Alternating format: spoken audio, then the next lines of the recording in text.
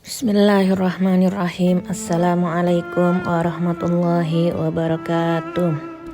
Allahumma salli ala sayyidina Muhammadin al-fatih lima ughliq wal khatim lima sabaq nasiril haqqi bil haqq wal hadi ila siratikal mustaqim wa ala alihi wa sahbihi haqqa qadrihi wa miqdarihil adim. Allahumma salli ala sayyidina Muhammad wa ala ali sayyidina Muhammad. Alhamdulillah, segala puja dan puji syukur kehadirat Allah Subhanahu wa Ta'ala yang telah memberikan taufik dan hidayah kepada kita semua, yang telah menakdirkan kita semua sehingga kita kembali pada siang hari ini dengan kajian kitab kesayangan kita, Nafahat Ramadaniyah. Walaupun yang hadir semakin sedikit ya, mudah-mudahan istiqamah menjadikan kita afdal min alf karamah, menjadikan kita orang yang lebih baik daripada 1000 karamah insyaallah. Salawat dan salam senantiasa dan selalu kita curahkan kepada baginda kita Nabi besar Nabi Muhammad sallallahu alaihi wa ala alihi wasahbihi wasallam.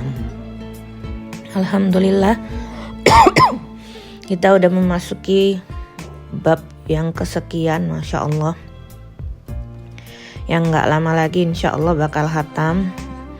Tasjilun akhir, langsung aja. Tasjilun akhir. Di sini Habib Muhammad tidak menggunakan kalimat apapun, melainkan hanya cukup ayat Quran sebagai peringatan. Sedikit tapi manfaatnya Masya Allah. Qala al-musannif rahimahullahu wa nafa'nallahu bihi wa fi ulumihi fid dharaini amin amin ya rabbal alamin. Dikatakan oleh penulis Al-Habib Muhammad Al-Haddad, tasjilun akhir. Tasjilun akhir itu adalah rekaman atau pencatatan amal yang lain. Akhir dalam bahasa Arab itu selainnya. Tasjil dalam bahasa Arab itu rekaman atau pencatatan, record. Biasanya anak-anak kalau masuk sekolah registrasi itu namanya tasjil. Udah tasjil belum? Udah daftar belum? Nah, udah direcord belum? Udah dicatat belum? Nah, itu sama aja tasjil. Ya. Kemarin kita udah belajar catatan amal. Tasjil dari siapa? Dari malaikat. Malaikat Raqib Atid yang senantiasa mencatat setiap gerak-gerik kita, diamnya kita, gerak-gerik kita, tidurnya kita, bangunnya kita, apapun yang kita lakukan, saghiriha wa kabiriha, kecil ataupun besar, semua tercatat ditulis oleh malaikat. Bikhilaf kalau kita ada taubatnya di situ, mungkin beberapa catatan yang jelek bakal dihapus. Mungkin juga yubadil sayyiat hasanat, yang jelek-jelek keburukan digantikan dengan hasanat insyaallah. Allahumma ja'alna minhum, khususnya di bulan Ramadan yang kita memperbanyak zikir Allahumma innaka afuwun tuhibbul afwa fa'fu anna. Ya mudah-mudahan itu bisa menghapus menghapus semua yang jelek-jelek dari catatan kita insyaallah. Tetapi rupa-rupanya ada catatan selain malaikat. Rupa-rupanya ada catatan selain Raqib dan Atid dalam kehidupan kita. Apa itu? Badan kita sendiri. Segala sesuatu yang Allah titipkan kepada kita, yang Allah amanahkan kepada kita, sebenarnya bentuk roh manusia itu kan sama aja. Cuman dia dititipkan kepada body atau badan yang berbeda-beda. Ini yang begini, ini yang kurus, ini yang tinggi, ini yang gemuk, ini yang hitam, ini yang putih, ini yang hitam putih mungkin ya. Macam-macam ya. Dititipkan macam-macam. Walaha amanah, dan itu adalah amanah dari Allah Subhanahu wa Ta'ala. Saat kita menggerakkan badan kita melalui ruh, orang kalau nggak ada ruh kan nggak bisa gerak-gerak kan. Nah, sejak itulah semuanya merekam. Semuanya anggota tubuh kita ini merekam apa yang kita lakukan. Kalau dia baik, dia bakal bersaksi yang baik-baik. Tapi kalau dia dibuat ke arah yang sebaliknya, dia bakal bersaksi. Nah, sesungguhnya anggota tubuh itu tidak akan bermaksiat kepada Allah Subhanahu wa Ta'ala jika dia tidak dikasih makan makanan yang syubhat, apalagi yang haram. Tapi kalau dia kemasukan sesuatu yang gak sesuai dengan fitrahnya dia punya badan, yang aslinya suci, murni, dia bakal memberontak. Begitu juga hati. Kalau udah masuk pondok misalnya, udah punya guru, Masya Allah, diajarin tiap hari ingat Allah, ingat Nabi Muhammad. Ketika pulang ke dunia, pulang ke rumahnya, mulai dunia masuk. Nah, hati itu secara gak langsung memberontak. Dia akan haus mencari-cari mana rumah yang selama ini dia tempati. Nah, begitu. Jadi untuk menambah keyakinan kita, maka si penulis mu'alif kitab ya, Al-Habib Muhammad Al-Haddar Al-Allamah Ad-Da'i Ilallah menulis bab namanya Tasjilun Akhor. Kemarin kita udah belajar menit demi menit betapa berharganya menit demi menit yang Allah titipkan kepada kita semua. Fakaifa tarda, gimana kamu bisa ridho dengan kalau malaikat nulis sesuatu yang gak manfaat bagimu. Udah kemarin panjang lebar dikupas, Masya Allah. Bukan sama saya ya, sama Ustazah Faridza kemarin, Masya Allah. Nah sekarang diingetin lagi.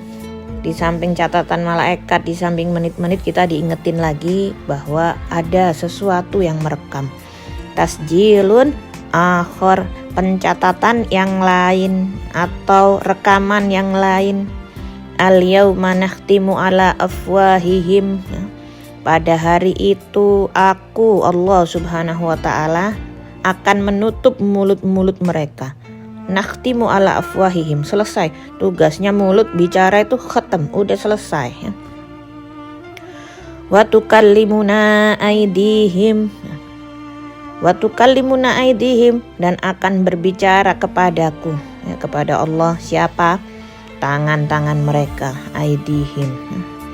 Wa tashhadu arjuluhum bima kanu yaksibun. Ini surat Yasin yang sangat kita kenal, ayat yang sangat kita kenal.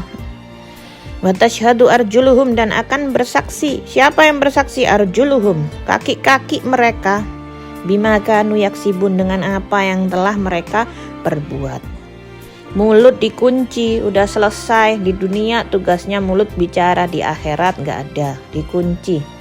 Saat adegan persaksian dikunci. Siapa yang bersaksi? Tangan dan kaki mereka. Ini tangan dipakai apa selama di dunia? Adakah dia selalu nolongin orang atau mendolimi orang lain? Kaki juga begitu, kemana dia melangkah? Ke tempat yang baik-baikkah? Atau na'udzubillah ke tempat yang tidak diridhoi oleh Allah Subhanahu wa Ta'ala, tempat-tempat yang Nabi Muhammad gak suka misalnya ya, tempat-tempat yang banyak maksiat, yang bukan turun rahmat tapi turun laknat. Na'udzubillah min dzalik. Wa yauma yuhsyaru a'da'ullahi ilan nar. Wa yauma yuhsyaru a'da'ullahi, dan di hari akan digiring a'da, itu musuh-musuhnya Allah Subhanahu wa Ta'ala. Kemana digiring? Ilan nar, ke neraka. Fahum yuza'un, pada hari dimana digiring musuh-musuhnya Allah ke neraka, menuju ke neraka. Fahum yuza'un, adapun mereka ini yuza'un, dibagi berkelompok-kelompok, dipisah-pisah. Mereka yang digiring ke neraka ini bakal dipisah-pisah. Hatta idza ma ja'uha syahida 'alaihim sam'uhum wa absaruhum wa juluduhum bima kanu ya'malun. Udah kayak belajar tafsir ya kita ya. Berkelompok-kelompok, hatta, sehingga ketika mereka mendatanginya, nya di sini ya, di sini itu maksudnya anar, yaitu neraka. syahida alaihim, bersaksi atas mereka sam'uhum, pendengaran mereka, wa absaruhum, dan penglihatan mereka, wa juluduhum, dan kulit-kulit mereka, bima kanu ya'malun, itu tangan, telinga, kulit mereka, bima kanu ya'malun, sebab apa yang mereka kerjakan. Mereka bakal bersaksi di hadapan Allah Subhanahu wa taala selama ini apa yang mereka kerjakan. Kita buat mereka ini untuk bekerja apa selama hidupnya, mengamalkan apa, melakukan apa, dan mereka bakal bersaksi atas itu semua. Kita nggak bisa lagi membela diri, karena apa? Yang kejadian itu yang bakal bersaksi, pendengaran, penglihatan, dan kulit. Wa qalu li juludihim lima syahidtum alaina. Wa qalu, mereka berkata, li juludihim, kepada kulit-kulit mereka sendiri, fima syahidtum alaina, mereka tuh, wahai kulit, kenapa kamu bersaksi yang jelek kepada kami? Kenapa sih kamu nih menjelek-jelekan kami? Katanya kulit, ya, kulitnya membela diri. Qalu antaqanallahu alladzi antaqa kulla syai'in wa huwa khalaqakum awwala marratin wa ilaihi turja'un. Quran surat Al-Fussilat ayat 19 sampai 21. Katanya kulit, Allah yang telah membuat kami berbicara, yang mana Allah juga berkuasa membuat bicara segala sesuatu. Allah kalau punya mau langsung. Katanya kulit yang nggak tahu, kenapa aku bisa bersaksi? Allah yang membuatku bisa ngomong, bisa bicara, sebagaimana Allah juga berkuasa membuat bicara apapun, segala apapun bisa. Wa huwa khalaqakum awwala marrati wa ilaihi turja'un, dan dialah Allah yang pertama kali menciptakan kalian, wa ilaihi, dan kepadanya lah turja'un, kalian akan dikembalikan. Jadi tasjilun akhir ini adalah pencatatan lain dari apa-apa yang kita lakukan semasa hidup kita di atas muka bumi. Nah, kalau kita nggak mau itu terjadi, kulit bakal bersaksi yang jelek, tangan, kaki, pendengaran, penglihatan, maka buatlah segala sesuatu amanah yang dititipkan oleh Allah Subhanahu wa taala itu seperti hak-haknya, diciptakan sebagaimana mereka untuk apa diciptakan. Lakukan sesuatu yang diridhoi oleh Allah dan Rasulnya. Tangannya dipakai yang baik-baik, kakinya mengarah ke tempat yang baik-baik, matanya dijaga jangan sampai memandang hal-hal yang haram, yang dosa-dosa. Pendengarannya juga begitu, kayak kemarin, jangan suka dengerin urusan orang, jangan suka ikut campur urusan orang yang orang itu nggak seneng kalau kita ikut di dalam kelompok mereka, dengerin, kepo. Kemarin udah dibahas panjang lebar masalah ini, masalah telinga, hidung, mulut, dan lain sebagainya. Ingat, di samping malaikat yang nulis, mereka nanti anggota tubuh ini juga bakal jadi saksi atas diri mereka sendiri. Kenapa sih kok memerlukan saksi yang begitu banyak? Kan udah ada catatan malaikat cukup. Kenapa kok pakai ada saksi-saksi? Karena manusia itu suka ngeyel, manusia tuh kadang suka nggak percaya dengan apa yang mereka lakukan. Masa sih aku berbuat begini? Masa sih aku berbuat begitu? Maka Allah yang menciptakan saksi-saksi yang membuat anggota tubuh ini bisa berbicara. Ntar kadang nggak percaya tulisan malaikat, tubuhnya bisa bersaksi sendiri.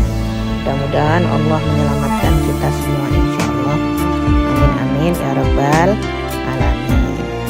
Kita lanjut kemarin hikmah puasa sampai berapa ya? Bentar ya, kitabnya ditutup dulu biar gak bingung. Hikmah kenapa disuruh puasa Ramadan. Kemarin kita udah bahas sedikit, gak bisa banyak, tapi alhamdulillah. Yang pertama, at-tazawwadu fa inna khairaz zadi taqwa. Puasa untuk menambah ketakwaan. Udah kita bahas kemarin. Karena bekal dalam hidup di dunia ini adalah orang itu harus berbekal, harus punya bekal.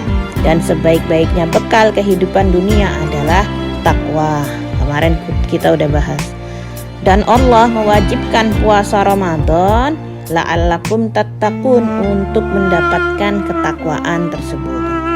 Berarti hikmah puasa yang pertama adalah takwa, dan takwa adalah bekal seorang mukmin hidup di dunia maupun di akhirat.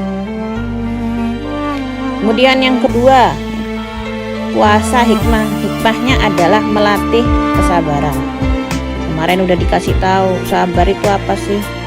Menurut pengertian bahasa Arab, sabar adalah tarwidun nafas hatta tagdo bima yaghdihillah. Kurang lebih bahasa Indonesianya melatih diri, itu sabar. Melatih diri untuk bisa menerima apa yang ditakdirkan oleh Allah.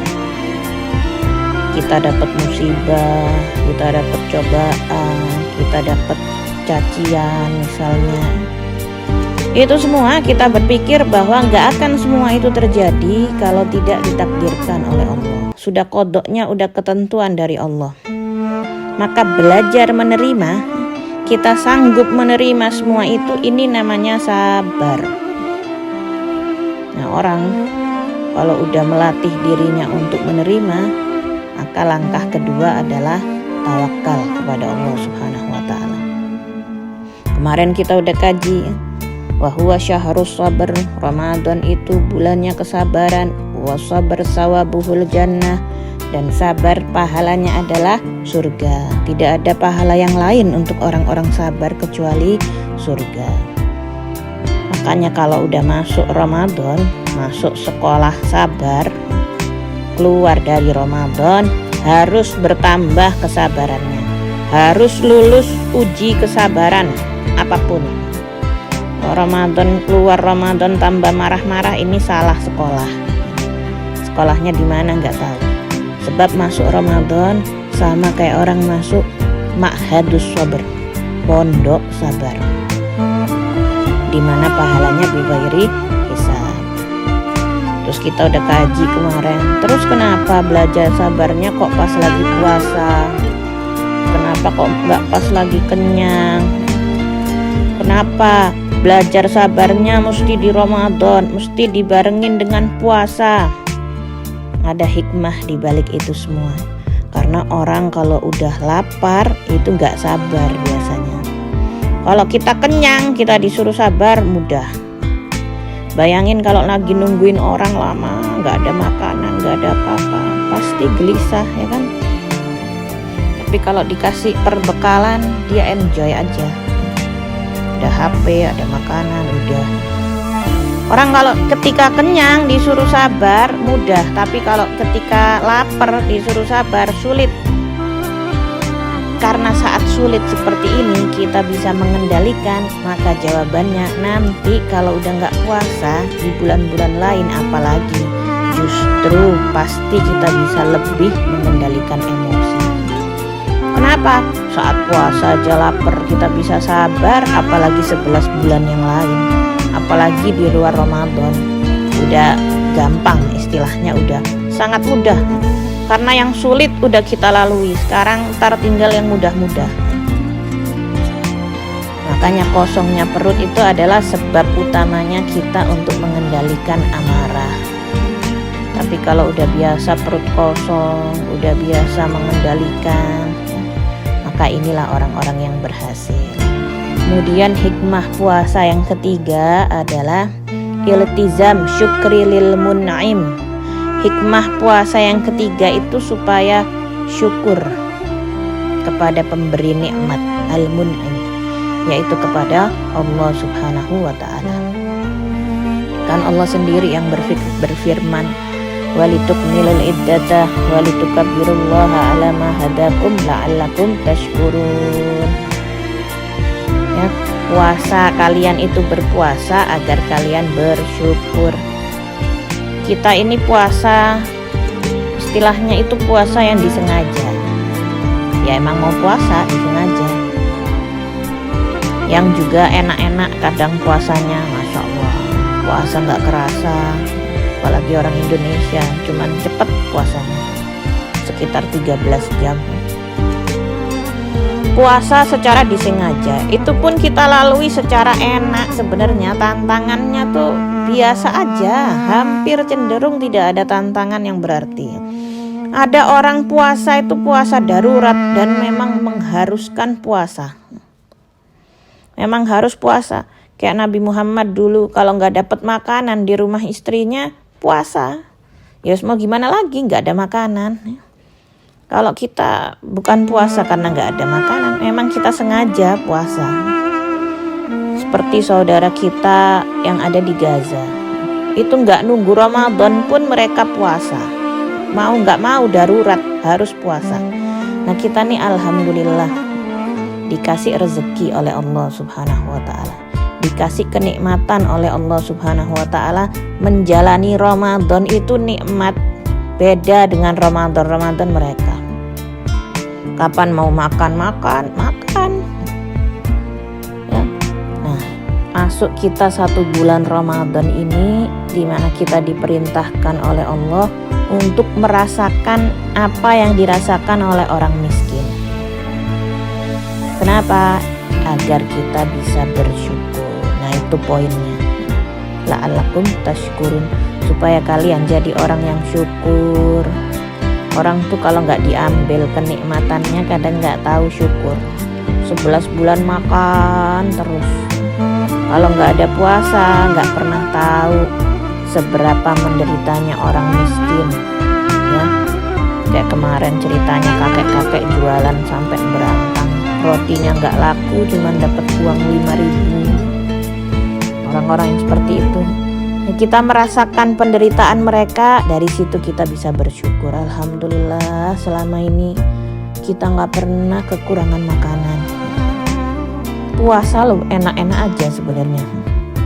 Jadi di situ poinnya, orang itu lebih bersyukur kalau orang habis sakit misalnya.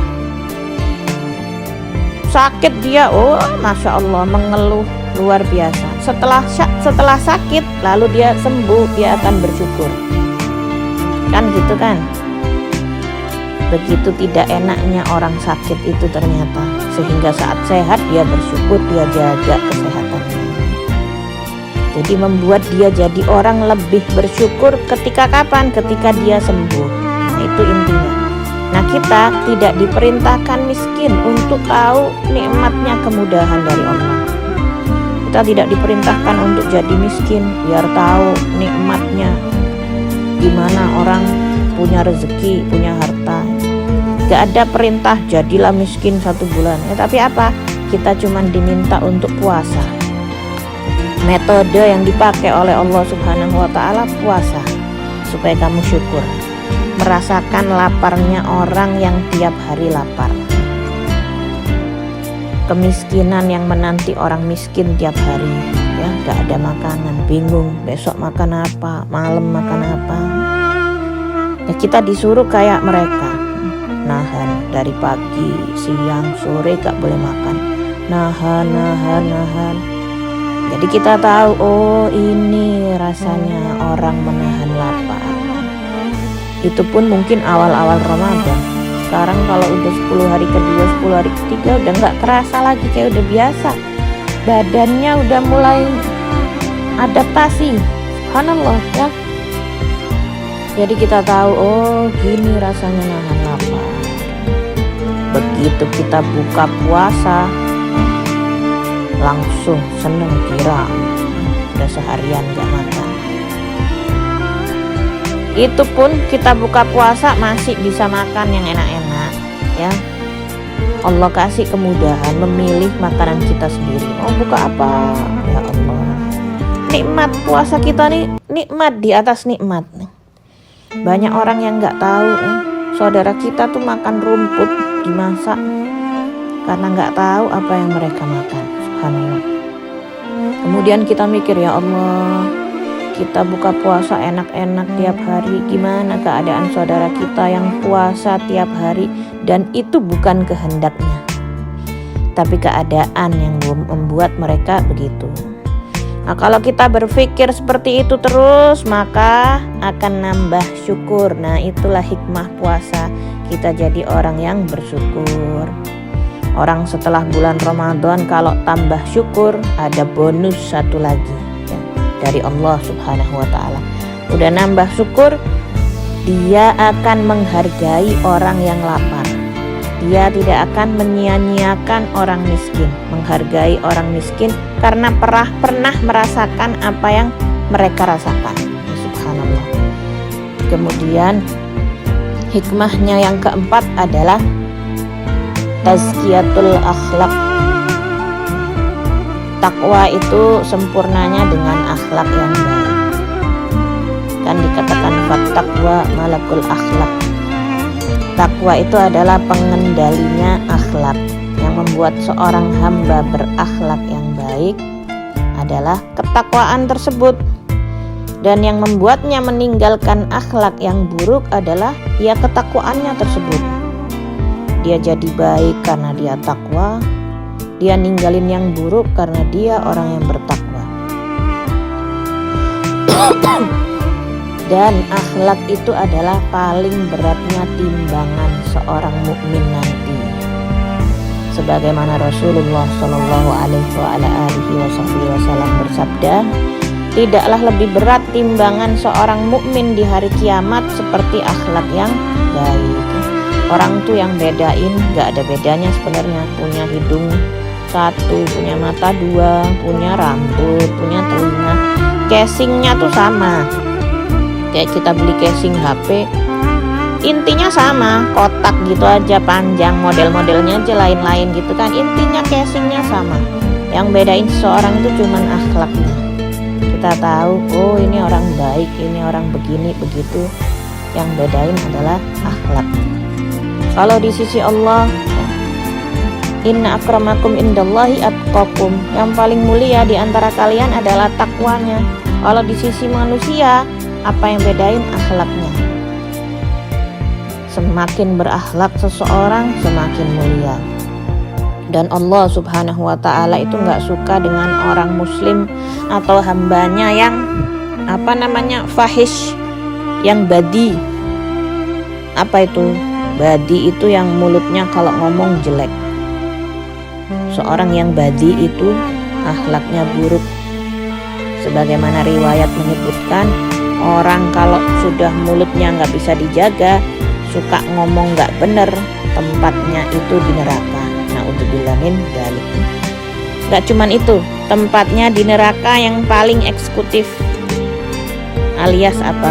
Bisnis kelasnya neraka. Bisnis tapi neraka. Na'udzubillah min dzalik. Kemarin kan udah cerita Nabi Isa. Katanya Nabi Isa alaihi salam, seorang itu akan mengeluarkan apa yang ada di hatinya. Kalau hatinya jelek, niscaya mulutnya buruk, suka caci maki orang, suka berkata-kata kasar. Tapi kalau hatinya baik, yang keluar kepada orang tersebut, yang keluar di lisannya itu adalah yang baik-baik, kayak doa, doain orang. Kalau enggak dia syukur, oh terima kasih ya. Yang baik-baik, kalau enggak puji-pujian. Ya kenapa? Karena hatinya baik. Lisan itu cerminan apa yang ada di hati. Ya kemarin kan udah cerita Nabi Isa alaihi salam meskipun dicaci maki tapi tetap doain orang yang caci maki. Al-Imam Ali Zainal Abidin juga begitu. Udah didolimi, dituduh mencuri, ya, dikata-katain, tapi yang dibalesin malah doa. Kalau itu benar, mudah-mudahan Allah mengampuniku. Jika tidak, mudah-mudahan Allah merahmatimu. Malah dibalikin duitnya, padahal nggak mencuri ya. Nah itu orang-orang pewaris akhlak nabawi itu seperti itu. Katanya Nabi Muhammad SAW, inna syarran nas yaumal qiyamah ittiqa'ah syarrah. Sesungguhnya paling buruknya kedudukan manusia di sisi Allah nanti di hari kiamat adalah orang yang hidupnya di dunia ini dijauhin orang. Apa penyebab dia dijauhin orang? Gak punya temen, gak ada yang suka duduk sama dia, karena tidak bisa menjaga lisannya. lisannya jelek terus. Di pondok juga gitu, tiap ada yang duduk sama dia pergi. Kenapa? Ngomongnya kasar sampai dia nggak ada temannya. Atau dalam bertetangga, nggak suka tangga ini mulutnya, ya Allah, naudzubillah min dzalik, kasar, pedes. Gak ada yang betah duduk dengan dia, gak ada yang suka. Nah itu kata Nabi, paling buruknya orang. Kita udah bisa tahu di dunia, orang yang jenis begitu, oh ini paling buruknya orang. Semoga Allah selamatkan kita semua, dilindungi, jangan sampai kita yang begitu, naudzubillah min dzalik. Orang kalau ngomongnya enak itu pasti dideketin terus sama orang, seneng. Ya kenapa? Masya Allah, bahasanya halus, tutur katanya lembut ya. Apalagi orang Jawa paling suka disanjung-sanjung, Masya Allah. Nah puasa itu membangun ketakwaan. Kalau udah takwa dibangun, ya, dengan takwa itu dia membangun akhlakul karimah, akhlak yang baik, yang mulia. Dia takwa gak bakal menggibah, gak bakal ngomongin orang. Dia berakhlak, gak mungkin nyakitin hati orang. Dan ini hadisnya hasan. Jadi hikmahnya orang disuruh berpuasa agar takwa dan akhlaknya semakin bagus. Lebih-lebih akhlak lisan. Masih ingat kan kemarin ya, salah satu yang membatalkan pahala puasa adalah sumpah palsu, berghibah, namimah, urusannya lisan itu. Gitu-gitu urusan lisan. Kemudian hikmah yang kelima adalah qahru aduwillahi iblis. Hikmah yang kelima, kita diperintahkan untuk puasa adalah menekan atau menginjak-injak musuhnya Allah Subhanahu wa ta'ala. Apa ya? Dilukai. Siapa? Iblis. Hikmah kita disuruh puasa adalah menekan musuhnya Allah, menginjek-injek musuhnya Allah, membuat marah musuhnya Allah, yaitu iblis, setan, wa akhwatuha, semuanya. Nah yang diketahui itu syahwat itu adalah garapannya setan, PR-nya setan, tugasnya setan. Dan selama iblis dan setan itu masih sering datang ke seorang hamba, ya berarti menunjukkan bahwa dia masih mahjub, masih jadi sarangnya setan. Semakin sering kita didatengin setan iblis, menunjukkan ini ladangnya setan, sarangnya setan. Makanya disebutkan, kalau bukan karena setan yang selalu keliling mencari celah di hatinya anak Adam, anak manusia, niscaya kalau setan tuh nggak keliling, dia bisa melihat malakutis sama. Dari saking bahayanya, karena setan tuh selalu keliling nyari celah di hati hamba Allah yang kosong. Kalau bukan karena setan yang keliling, niscaya orang-orang ini udah bisa melihat malakutis sama. Jadi orang yang sofi semuanya. Nah, cuman karena kerjaan setan itu keliling di hati-hati Bani Adam, dan kadang dia dapat teman banyak, ini yang membuat kita kadang masih sulit mencapai magom yang seperti itu. Nah kalau kita tahu setan ini suka sekali melihat kesalahan dan keburukan. Kalau kita ada kesalahan, girang setan. Berbuat buruk, lebaran, Idul Fitri, Idul Adha setannya. Nah ketika kita puasa ini, kita membuat setan tadi marah, gak rela, gak ridho. Kenapa ada puasa? Orang udah gak berbuat kesalahan, gak berbuat keburukan, jadi sabar, jadi takwa, akhlaknya jadi baik. Nah setan gak seneng semua itu dibenci oleh setan. Jadi hikmahnya ya ini, menginjek-injek setan, membuat setan tuh marah. Walaupun dia di penjara, dibelenggu, dikekang, lagi holiday setannya, tapi dia masih bisa melihat keadaan umat Nabi Muhammad SAW. Makanya itu namanya makhur. Setan makhur itu jengkel. Kita membuat setan jengkel kalau puasa, menjengkelkan setan. Jadi kalau orang puasa itu sejatinya hikmahnya dia bikin setan tuh kesel, kapok, jengkel. Nah, maunya setan itu kan supaya kalian makan terus. Semakin banyak makan, semakin nafsu melonjak dan membuat kalian bermaksiat kepada Allah Subhanahu wa taala.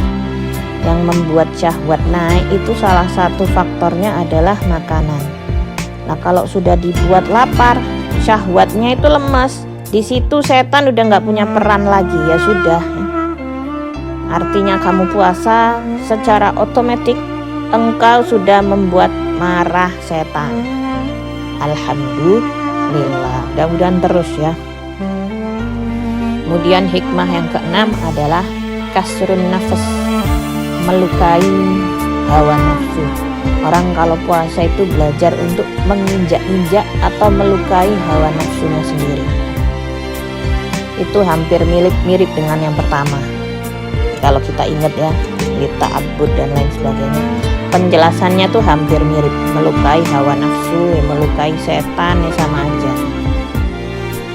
Kemudian hikmah-hikmah yang lain yang mungkin gak disebutkan di kitab, hikmah selanjutnya itu yang kita tahu dampaknya sekarang. Puasa itu punya dampak yang baik untuk kesehatan manusia. Ini juga hikmah puasa. Di samping hikmah secara batin, kita itu juga bisa melihat hikmah secara zahir yang nampak. Nah, ini mestinya bukan zoom. Iya, pastinya.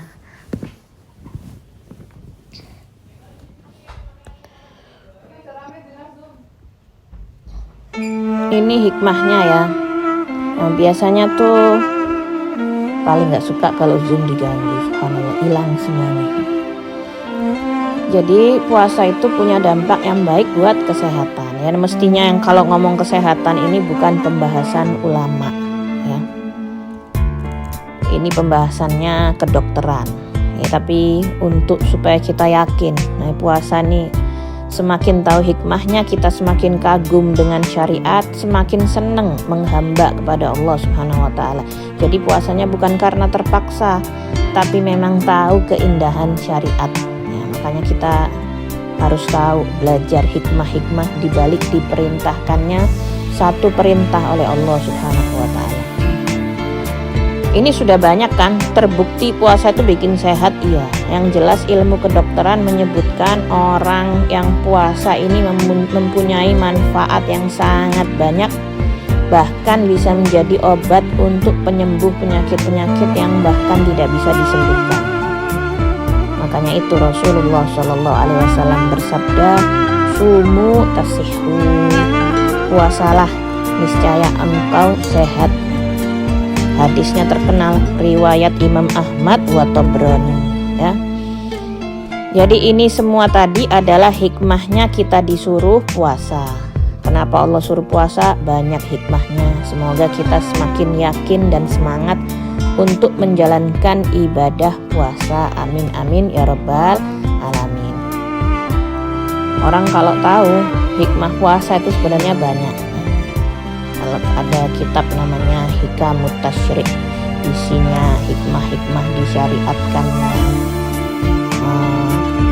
syariat macam-macam, sholat, puasa. Beda orang kalau yang puasa tahu hikmahnya atau yang sekedar ya pokoknya saya sami'na wa ata'na. Ya bagus, sami'na wa ata'na, ini perintah kewajiban dari Allah. Nah, hikmah kalau kita mengetahui ataupun tidak mengetahui itu akan bereaksi kepada ibadah yang kita lakukan. Orang memang nggak tahu hikmah diperintahkannya puasa oleh Allah, hikmahnya sendiri itu apa? Tersembunyi, hanya Allah yang tahu. Tapi ulama-ulama itu bisa menafsirkan. Oh begini. Nah, ini hikmahnya. Karena orang kalau udah tahu hikmahnya akan lebih semangat dan kagum dengan syariat. Subhanallah, gak mungkin Allah ngasih satu perintah kalau tidak ada hikmahnya. Pasti ada hikmah dan ibrah di balik itu semua. Dengan kita tahu kita lebih mengagungkan Allah Subhanahu wa taala, lebih mengagungkan syariatnya Nabi Muhammad Shallallahu alaihi wasallam, lebih memuliakan apa? Perintah puasa tersebut. Nah, itu jadinya puasanya itu naik level. Ya sekali lagi ya, katanya Syekh Abdul Qadir Jailani, ana abadtu rabbi bil ilm. Aku tuh kalau nyembah Allah pakai ilmu, gak kosongan. Gak sekedar disuruh sholat, disuruh puasa, disuruh zakat, lebaran, enggak. Ada ilmunya. Sehingga kualitas ibadahnya tuh berbeda. Ya, dia udah ngerasa ibadah bukan jadi beban, tapi jadi kebutuhan, jadi kenikmatan. Ya, salah satunya yang membuat orang ibadah itu nikmat kalau dia tahu hikmah dibalik diperintahkannya ibadah tersebut. Dia bakal agung syariat nih di hati orang-orang tersebut. Oh subhanallah, jadi ini hikmahnya, pantas Allah suruh kita puasa, biar kita tuh jadi hamba yang benar, jadi hamba yang takwa, jadi lebih bersyukur, jadi sabar, jadi sehat, dan lain sebagainya. Kayaknya udah cukup, mungkin ini saja yang bisa saya sampaikan. Kurang lebihnya mohon maaf yang sebesar-besarnya. Ya Rabbi bil Mustafa balli maqasidana wa firlana ma madha ya wasi'al karami. Wa akhiru da'wana anilhamdulillahi rabbil alamin wal afu minnakum. Assalamualaikum warahmatullahi wabarakatuh.